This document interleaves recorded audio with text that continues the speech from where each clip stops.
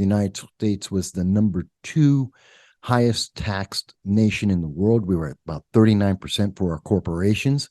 So we weren't very competitive. That was holding us back. A lot of US companies set their have take their money out of the US. Like I think Starbucks are set up in Holland or Dublin. Am I right? Most companies, most of the major companies have an overseas component. And under the Obama administration, now under the Biden administration, to varying extents before that, they moved their money overseas to Europe very often. The reason for that is it's a tax haven. It makes a lot more sense.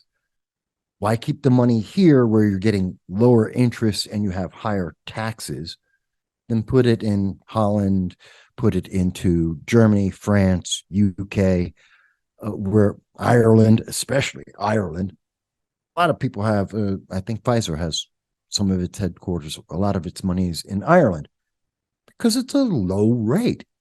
As a business, why wouldn't you do that? Yeah.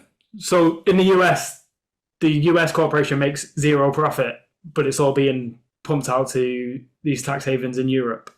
And well, if you're really smart, you're losing money in the US and you're having all your money in the tax haven. Yeah. Yeah. It's legal. It's not illegal. Countries or companies around the world do the same thing. It's not unique to the United States. But in the United States, obviously, a lot of politicians, the Democrats especially, are very upset about that because they need that tax to pay for all the spending, or at least theoretically that would do it, except it never works.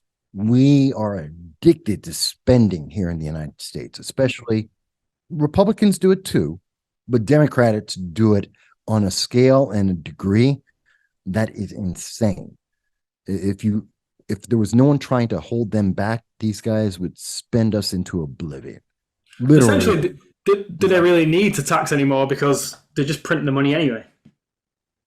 Well, that's why we have to tax. If it weren't for the fact that we have such high taxes, the United States is at a position that we would be a banana republic.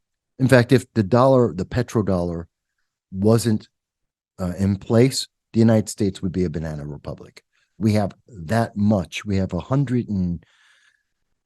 believe it's 130 or 150 trillion dollars in total debt. That's if you're taking the unfunded liabilities, all of it together. That is about 2.5 times all the money in the world. All the money is circulating in the world right now. That's how big our debt is.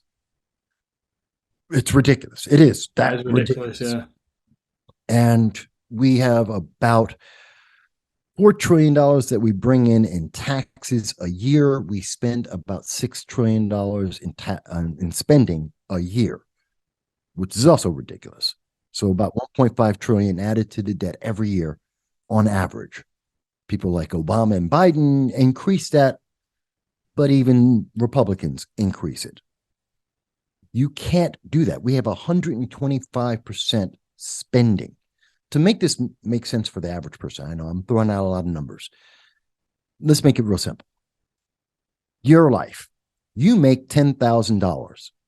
If you were to spend like the government does, especially the Democrats, the government's trying to spend $12,000 a year, but they make $10,000. Democrats want to spend $15,000. It's only because conservatives are trying to pull them back, they spend 12 instead.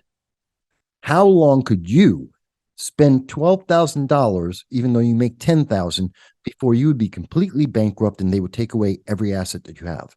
It's very basic maths, and it's what fundamentally people are taught from a very early age. Earn more than you spend, and it's very the equation's very simple. But I mean, when you see a country of such power doing it on such large scales, it's it to me anyway. It's questionable. On obviously, there's a lot of talk that's come out recently, and a lot more people are waking up to the sort of story of what is money actually. The US are treating money like it's not, it's nothing. It's practically a joke at certain points. You're talking about modern monetary theory, which is Andrew Yang, Alexandria Ocasio-Cortez, Bernie Sanders. It's a modern economic theory that says just print money. No one will ever call in the debt. No one will ever call in the loans. This is the same ideology. This is the same type of thinking that led to the Great Depression, the stock market crash. It's stupid. It is a way to justify the stupid spending because they think it'll never end.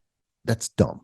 That's how you get the Weimar Republic, because at some point, someone will call it in. And if anyone actually calls in the debt, it all collapses. The dominoes can't be stopped.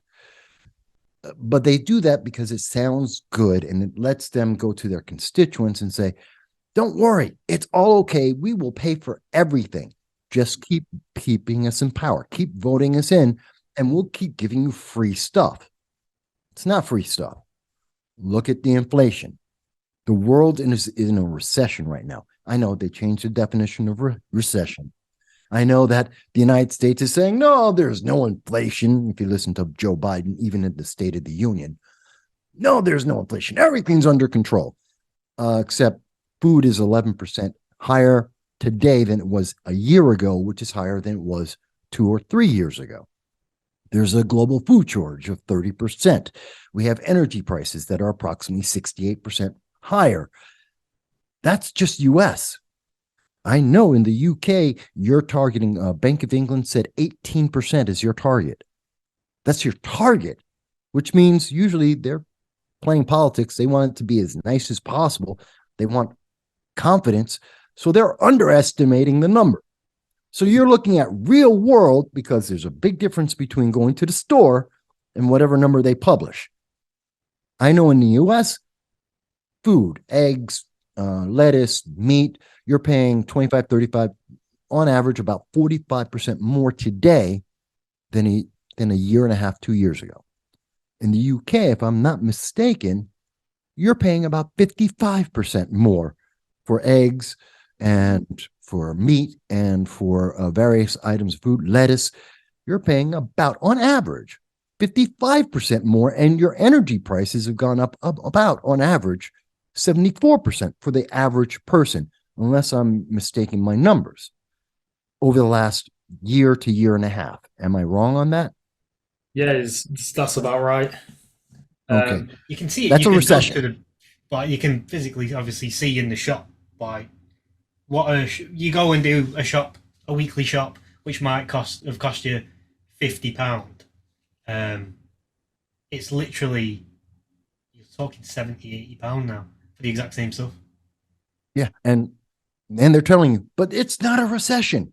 No, that is a recession. I don't care how they love to change the definitions of things when it's not politically advantageous.